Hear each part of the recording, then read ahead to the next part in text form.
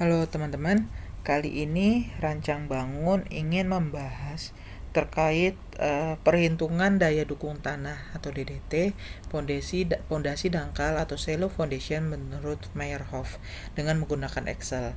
Jadi ini perencanaan pondasi dangkal part 3 yang part 1 sama part 2-nya itu terkait pembahasan terkait terzagi dan juga bowles yang bisa dilihat di sini. Nah, ini part satunya Terzaghi dan part 2-nya menurut Bowles gitu. Nah, oke, sebelum memulai untuk pembahasan, Rancang Bangun minta tolong nih buat teman-teman untuk bisa like, share, komen video dan subscribe dari Rancang Bangun, dan juga di sosial media lainnya seperti Instagram, TikTok, Facebook, Twitter atau X dan lain-lain. Dan juga jika teman-teman ingin berdonasi untuk mengembangkan Rancang Bangun bisa dilakukan di aplikasi Traktir. Oke, disclaimer sebelumnya. Oke, mari kita ke pembahasan. Nih, sesuaiin dulu bentar. Oke, nah jadi di rumus untuk Meyerhof sendiri, di sini kita untuk menganalisa terkait daya dukung pondasi tapak persegi, di mana kita harus memenuhi beberapa parameternya. Di sini kita buat dulu, kita misalkan desain di kedalaman 1,5. Terus di sini ini bukan tahanan konus saja ya. Di sini tahanan konus. Nah, di sini kita sesuaikan. Misalkan tahanan konus di 1,5 itu di sini sih nggak ada ya. Kita buat aja yang bulat lah ya.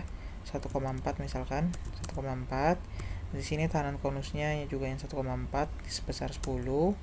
Nah, di sini lebar pondasinya kita merencanakan di 1,5 dan 1,5. Nah, tebal pondasi ini lebar pondasi arah X, arah Y, karena ini persegi jadi sama. Lalu tebal pondasinya yang ini kita rencanakan 0,3. Terus habis itu BX-nya itu ini pedestal atau kolomnya.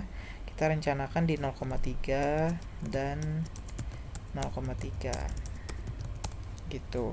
Nah, ini kedalaman pondasi DF ya. DF itu yang ini. Nah, di rumus menurut Bowles, menurut Meyerhof. Oke, menurut berdasarkan rumus Meyerhof, untuk menghitung kapasitas daya dukung tanah itu ada dua, yaitu berdasarkan kedalaman B-nya itu 1,22 meter dan juga kurang dari 1,22 meter dan juga yang lebih dari 1,22 meter. Di sini untuk menghitung QA yang kurang dari 1,22 meter itu dengan menghitungnya itu dengan QC atau tahanan konus dibagi 15. Lalu ini aja nih, nggak ada KD-nya, sorry. Nah, QC dibagi 15, dan untuk yang kedalaman lebih dari 1,22 itu hitungnya QC dibagi 25 dikali 3,28 B ditambah 1 dibagi 3,28 B lalu dikuadratkan. Kayak gitu. Nah, di sini kita hitung ya. B-nya itu ya perencanaan kita. Yang ini, DF-nya ini, QC-nya yang ini. Nah, untuk menghitung tahanan konusnya itu jika B-nya, ini kan di sini kebetulan B-nya lebih dari 1,2, kita hitung jadinya QC karena di kedalaman 1,4 itu 10 dibagi 25 dikali, ini di dalam kurung aja biar enak, biar jadi terpisah. Nah, terus habis itu 3,28 dikali B, ini di dalam kurungin lagi, ditambah 1 tutup kurung dibagi dengan 3,28 dikali B tutup kurung dipangkatin 2. Nah, ini kita udah dapatin untuk untuk apa namanya, untuk yang kedalaman 1,4 dengan lebar pondasinya 1,5 itu daya dukung QA-nya itu 0,7579. Untuk di Note ini udah QA ya, jadi udah daya dukung izin atau allowable-nya, izinnya, bukan Q ultimate gitu. Jadi kalau misalkan yang biasa perhitungan kita dapetin Q ultimate, daya dukung ultimate-nya, terus habis itu kita bagi dengan safety factor untuk mendapatkan kapasitas dukung tanah izinnya atau allowable-nya. Nah, di sini ini udah satuannya jadi QA atau daya dukung allowable-nya. Nah, kita dapatkan hasilnya itu 0,579 kg per cm kuadrat. Nah, di sini karena karena jika ingin dijadikan menjadi satuan menjadikan dalam satuan kilonewton meter persegi, ini kita kalikan 100. Jadi dari kilogram per centimeter kuadrat ke kilonewton per meter kuadrat itu nilainya itu dikalikan 98 bla bla bla, tapi kita bulatin jadi 100. Nah, di sini kita dapatkan nilainya itu 58, kilonewton per meter kuadrat. Nah, jika kita mau jadikan berdasarkan disesuaikan berdasarkan lebar dari pondasinya, itu berarti ini kita kali 1,5,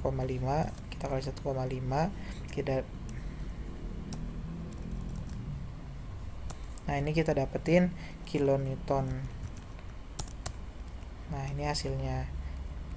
Terus juga kalau misalkan pengen kita jadiin ton, itu kita bagi 10 newton gitu. Nah, ini udah dapet nih untuk jika dari lebarnya itu lebih dari 1,22. Tapi kalau misalkan lebarnya dari 1,22, berarti di rumus QA-nya ini kita rubah jadi QC dibagi 15. Nah, ini hasilnya. Hasilnya itu jadi 67 kilonewton per meter kuadrat gitu. Nah, sebenarnya untuk perhitungan Meyerhof sudah selesai, hanya mengikuti rumus yang ini. Ya, jadi dan juga bisa kita buat misalkan gini ya. Ini kita copy dulu.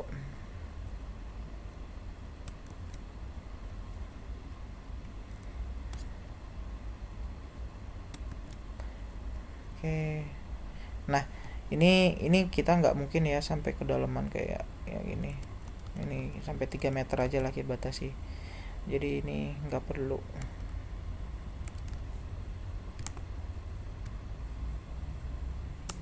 Nah, di sini terus juga ini nggak perlu.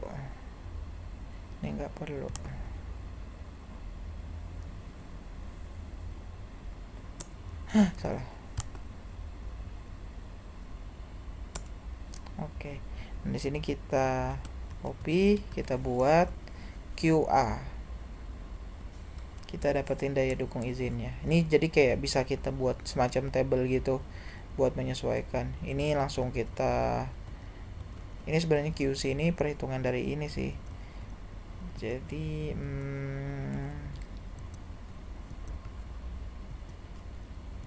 apa-apa lah ya. Atau kita TW nya nggak perlu sih.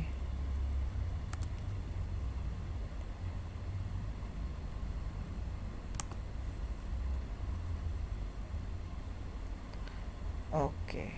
Nah, jadi di sini kita bisa juga kayak macam buat table gitu. Jadi kita bisa menyesuaikan jika kedalaman berapa, terus itu kita dapetin daya dukungnya berapa.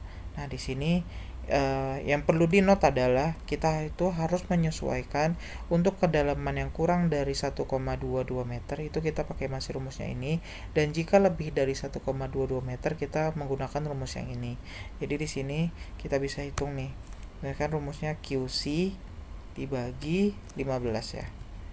Gitu. Nah, ini sampai dengan kedalaman 1,2 ini bisa aja kita langsung tarik. Nah, ini hasilnya. Ini hasil dari QA-nya. Tapi untuk kedalaman lebih dari 1,22 ini kita pakai rumus yang ini. Ini dalam kurung QC dibagi 25 kurung dikali kurung lagi 3,28 dikali B. B nya itu, oh iya bentar, berarti ada yang kurang, kita unduh dulu.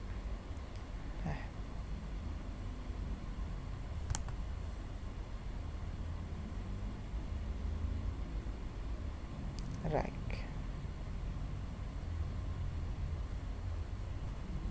Nih satu lagi. Right. Nah ini kita buat dua rumus jadinya. Jadi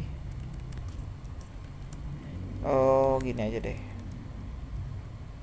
Ini jika B kurang dari 1,22 dan ada satu lagi yang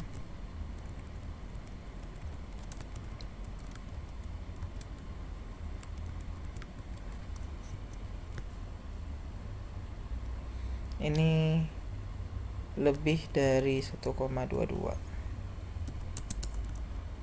gitu. Terus di sini kita masukin lebarnya. Lebarnya ini kita masukin aja 1. Ini satuannya meter. Ini dianggap aja dulu sama 1.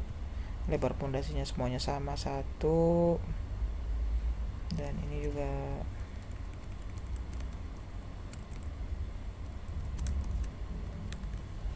nah ini lebarnya 1,5 gitu. Nah untuk yang ini karena dia kurang dari 1,22 kita pakai yang ini ya. Ini bisa aja kita langsung tarik nih ke bawah gitu.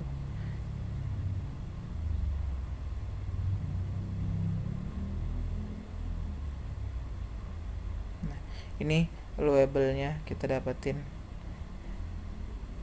Ini dalam satuan kilogram per sentimeter kuadrat, kita masuk jadiin lagi mungkin sebentar. Ini dalam satuan kilonewton per meter kuadrat. Ini kita kalikan semuanya, kita kali 100. Nah gitu, ini hasilnya untuk jika lebarnya kurang dari 1,22. Nah kalau misalkan yang lebih dari 1,22 ini kita hitungnya pakai yang tadi. Kita copy dulu kali ya biar gampang.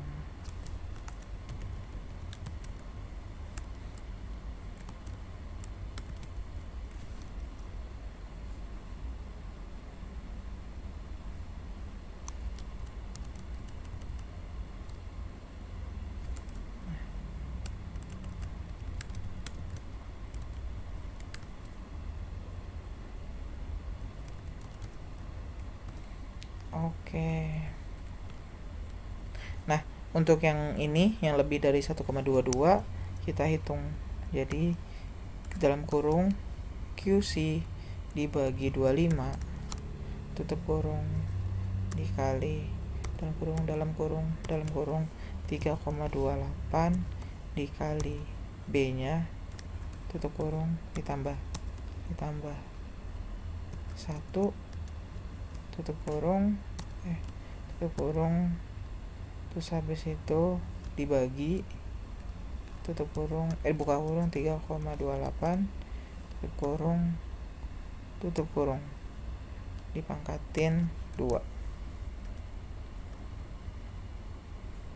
Oke. Nah dari sini ini kan udah sesuai ya, QC nya sesuai ini, B nya sesuai ini, kita bisa langsung aja tarik. Nah ini juga langsung kita dapetin.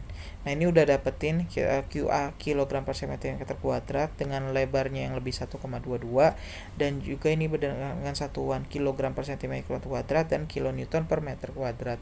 Ini udah kita dapetin dari segi kapasitas izinnya, kilowable-nya gitu.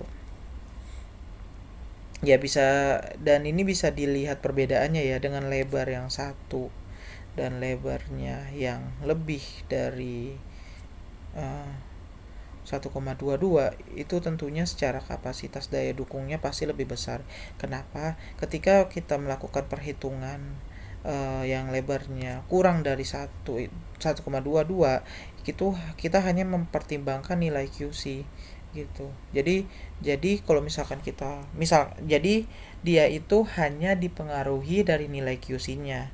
Dia nggak ada faktor pendukungnya. Jika QC-nya kecil, ya hasilnya semuanya kecil aja gitu. Tapi beda di rumus yang lebih dari 1,22, di sini dia itu ada dikalikan faktor sama B. Jadi B ini berpengaruh, lebar dari pondasinya itu berpengaruh, tidak seperti yang di kurang dari 1,22. Lebar pondasi itu tidak berpengaruh, dia hanya dipengaruhi dari nilai QC. Jadi kalau di sini jika misalkan kita buat lebarnya 2, tentunya akan berpengaruh lagi, akan beda, daya dukungnya semakin besar.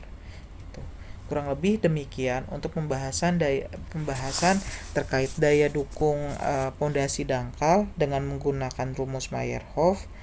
Jika ada teman-teman yang mungkin belum mengerti, bisa disampaikan di kolom deskripsi, dan juga jika ada salah penyampaian dari saya atas penyampaian materi ini, dapat disampaikan di kolom komentar sehingga dihasilkan diskusi yang positif. Kurang lebih demikian. Jika ada teman-teman yang ingin diskusi, silahkan disampaikan, dan mohon dapat teman-teman support Rancang Bangun dengan cara like, share, subscribe video channel Rancang Bangun, dan juga jika dirasa ingin berdonasi, ingin membantu mengembangkan Rancang Bangun, bisa dilakukan di aplikasi Traktir. Sekian dari saya, terima kasih telah menyaksikan video dari Rancang Bangun.